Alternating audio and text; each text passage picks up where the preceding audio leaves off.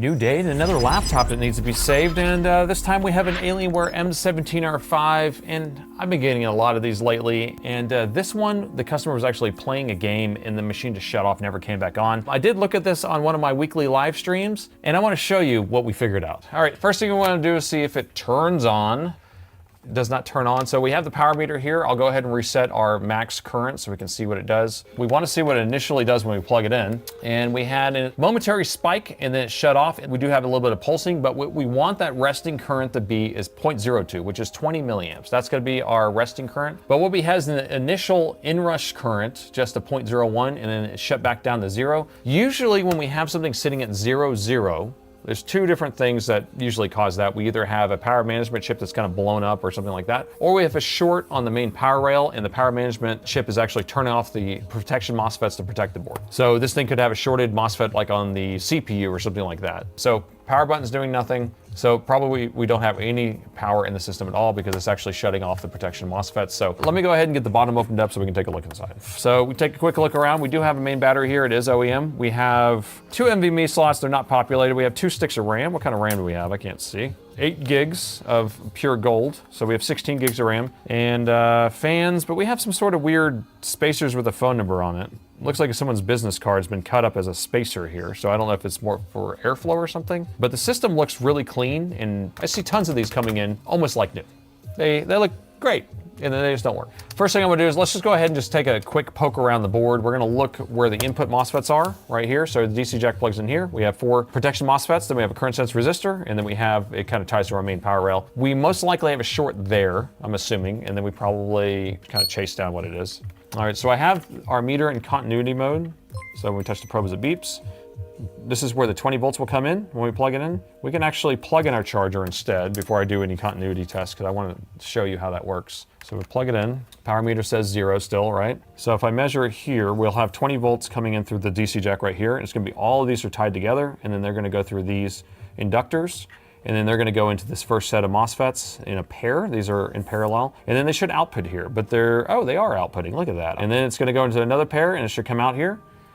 And it's outputting there too. What do we have here? This is crazy. So we actually have 19.8 on the main power rail. I did not expect that. I actually thought we were gonna have a short. So something is different here. And then we have another set of inductors, and then we have some more current sense resistors. These actually go to the GPU and CPU. So no short on the main power rail. So what's wrong with it now? Short on the RAM? Sure. I like that idea. Let's try that theory out. We can also unplug the battery to a CMOS reset. Here's our power management chip. Let's see if the power management chip's looking good. Actually, I want to see what the battery has on it. So the battery's right here. This is gonna be the output of the battery. And we have 11.5 on the battery. So we have battery voltage and we have the actual charger voltage. Interesting. Gate enable, corrupted EC. Could be, I mean, I've never had to do an EC on this one. I think we did do one, we figured out how to do one, but I've never had to do one to fix it because this one doesn't have a common corruption. Low side rail, if the main power rail is working, then we're happy, that's good with that. We could still have an issue with like a 3 volt or 5 volt power rail. So let's just check our RAM and see if we have a short over here. So I'll go back to continuity mode. I'm gonna unplug the charger, unplug the battery. So I'm just checking these to see if we have a short. So no short on the RAM, because this would tie to the RAM power supply. And the RAM power supply is on the other side of the board. The 3 volt, 5 volt, and 1.8 are all on the other side of the board. So I can't really do anything else without pulling the board, but we can unplug the battery. We can try doing a CMOS reset, quote unquote. This one doesn't really have much of a CMOS reset because the EC chip is programmed. So that doesn't really do much, but battery's unplugged. Check the coils. There's only 2 coils here, and these things had voltage on it, so they're not shorted. And then the rest of the coils are on the other side. They're underneath the RAM here. So I can't, there's nothing else to check on this side for shorts or voltages like that. But battery's unplugged still. I'm gonna plug in the charger and see what it does with the battery unplugged. Still that same little inrush spike, and then it goes back down to 0. It should be sitting at 0.02, and power button still does nothing. What is it now? What do we think we still have now? It's gotta be the Wi-Fi card. You know, it'd be funny if it actually is the Wi-Fi card. All right, so Wi-Fi card is out. And do you think this thing is gonna turn on? This is gonna be a Wi-Fi card missing test. How did we get up to 0.43? That's a record. That's with the Wi-Fi card out. I'm gonna reset it again. All right, so it's reset to 0. We'll plug it back in. And now it doesn't do anything. Weird. All right, let me just start unscrewing some stuff. You guys can just chat amongst yourselves. 0.43 inrush. Yeah, I mean, but it hasn't done it the rest of the time. Maybe the capacitors, oh, yeah, let's just do this. Let me hold down the power button. Let me discharge and see if it does that big inrush again. All right, so I just held down the power button. Let me see if we get the big inrush again. Yep, 0.43. So if I hold down the power button, that clears all the capacitors and it has to charge them back up for the 430 milliamps. So this is our 20 volt, this is our charge coil. The 3 volt, the 5 volt, and the 1.8 are right here on the other side of the board. All right, and the motherboard is out. So here's the 3 volt, 5 volt, and 1.8. This is what I've been trying to get to. So 5 volt, 3 volt, 3.3, and then 1.8. So if we can measure voltage on those, then we'll be like, what's going on? I don't see any spills or anything, because that's kind of what we want to look for. It just smells like someone's house, so nothing to see here.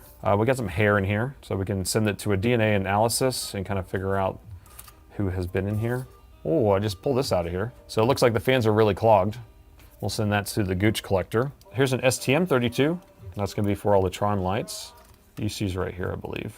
This is a 9542QF, and I've never had to reprogram those for being corrupted. So I think it's actually a pretty stable chip. Okay, here we go. So we wanna figure out if the 3 volt and 5 volt power rails are present. They probably won't be, but who thinks the 5 volt's missing? Who thinks the 3.3 is missing? Who thinks the 1.8 is missing? Put your guesses down right now. Got my voltage meter up. I'm gonna measure 1.8, we got nothing. 3.3, we got nothing. 5 volt, we got nothing. So none of them were present. Now, which one's shorted? All right, so we're in continuity mode. 5 volt first, here we go. 5 volt has 0.1615 on it. 3.3 is good.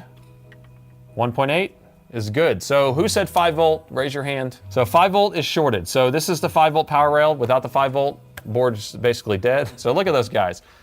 Shout out to you. You have nailed it. So 5 volts missing, or it's actually shorted out, and it's actually shorted pretty low. I think we have an easy pizza coming along. Easy pizza means that we probably have a shorted capacitor, which is tied from the positive of the power rail to ground, and if it just cracks or something, it ends up going straight to ground and acting as a wire. So we're gonna inject some voltage here. Now, because we have 0.18 or 0.16 or whatever, it's almost zero. So if I hold these together, my zero is about 0.1 usually. So this is practically zero to me. I'm holding that there. See, it's at 0.13. So if we're practically at zero, we don't need very many volts to inject. We'll start with half a volt. And so if I touch them together, it pulls a bunch, okay? But what we want to do is we're going to inject that into the motherboard, and we're going to see what lights up under the thermal camera. Oh, I see it already. Do you see it? There you go. So we can see it's heating up in this area. One more time. There it is. All right, so here are the components that are lighting up like a Christmas tree. So this is a capacitor. Got a current sense resistor. So you think it's this juicy fat capacitor here? Do you think it's this capacitor? Or do you think it's this component? Or do you think it's on the other side of the board? So the way we're gonna figure that out is I'm just gonna put some alcohol right there. So this is 99% alcohol. 3, 2, 1. Oh, nothing. We see a little bit of dancing, but not very much. So we're looking for that alcohol to kind of change its pattern. I'm gonna put a little bit more on here, and we may up the voltage just a little bit to give us a little bit more current, but I'm seeing some movement here, but anybody who's done this before might notice that it's not really doing a lot. I'm not 100% convinced it's even on this side of the board. You wanna go thermal again? Do it. Let's flip it over and just see what's on the other side. I don't know if I can inject over there, but we might see something that's obvious. So we're gonna just pay attention to what this looks like here, and then I'm gonna flip the board over. All right, so that answers that question. So this is exactly on the other side of the board. There ain't nothing over here. So it's either in the board layers or it's that capacitor. So I'm thinking it is this capacitor right there then. To finalize it, we will make small cap go boom, and we'll do that by doing this. You see this half a volt? We're going up to 0.8 now. You ready? So it's cleaning up pretty good. All right, we're going to 1 volt now. How many amps are gonna get in there now? Yeah, it definitely is that capacitor right there. All right, so that capacitor is definitely bad. So let's go ahead and get that just taken off of there, and then that should resolve this issue. Maybe I'll do hot tweezers on here. Yeah, heat this board a little bit. Ugh. So I'm only doing 300 degrees C to bring up the board temperature a little bit, so then whenever I hit it with the hot tweezers, it should come off. So add flux, yeah, no. It's black horse goodness. It's like incense. All right, so that's off of there. You can kind of see the discoloration. Not super obvious, so the board should work now. The short is gone. Will it turn on? And here we go. Plug it in. 0.02. There we go. I can't believe. And there's a power button on here somewhere. There we go. Press the power button. Ooh, the fan's making a noise, but it's on. All right, so it did power on. Now, did y'all hear that noise? Did y'all hear the blasting off sound? So right as you turn it on, it starts making this kind of like grinding sound or something. When you start putting all these spacers on here and you start pressing onto the metal chassis of the frame of the fan, you start bending it in, and so it touches. Plus there's like this thing touching the fan. Any grinding sound is all gonna be because you're bending the shape of the fan's housing. All right, so should I replace that capacitor? Do you wanna see how that's done? Let me grab a donut board and we'll just replace that capacitor. I know it'd be a lot easier to just put a brand new one on there, but this one is brand new. All right, I'm gonna just tin this first with some fresh leaded solder, and then that should go on easier. So I'm gonna pull this off with hot air, but I'm gonna install the other one with hot tweezers.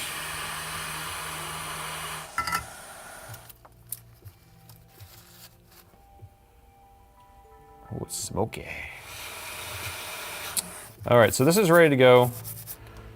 Okay, spike is on. So we got it plugged in. 0.04 is this resting current. Open the lid, it automatically turned on. I hear fan spin.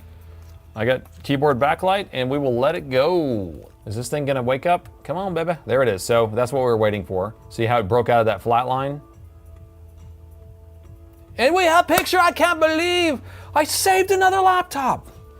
All right, so we are good to go. So that's it. All right, so there you go. Not too bad. Didn't take too long to actually fix this laptop up. Now this is something that I keep seeing a lot of on this particular model. This machine fails, I'm getting a lot of them in. So I don't know what the rhyme or reason is, but I'm glad I was able to save this laptop. And I'd love to know your thoughts on this one. And thanks for watching. I saved another laptop.